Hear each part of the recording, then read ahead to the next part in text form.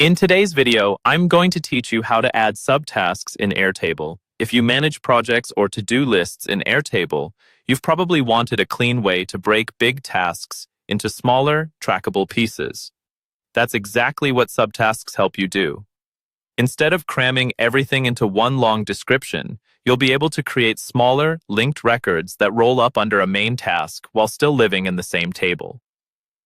Let's start inside your existing table, for example, a table called Tasks. At the top of the table, in the header where all your field names are listed, look for the small plus icon to add a new field. Click that plus icon. This is how you create a new column that will hold your subtasks. As soon as you click it, Airtable will ask you what kind of field you want. From the list of field types, choose Link to another record. This field type is what allows you to connect one record to another instead of just storing plain text or numbers. It's the key to creating a relationship between a task and its subtasks. Now, Airtable will ask you which table you want to link to. Instead of choosing a different table, you're going to link this field to the exact same table you're already in.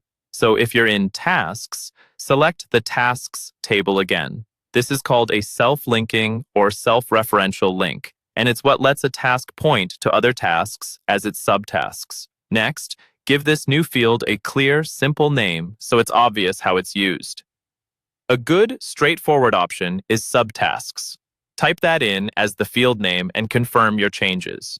You should now see a new Subtasks column appear in your table. To actually create and manage your subtasks, open one of your main tasks in the expanded record view by clicking on its name. In this expanded view, you'll see your new subtasks section. From here, you can add new records directly as subtasks or link existing tasks as subtasks to this main one. Each subtask is its own full Airtable record, which means you can give it its own due date, assignee, status, and any other fields you already use. Once you've done this for a few tasks, you'll have a flexible, scalable way to manage nested work in Airtable, all within a single consistent table.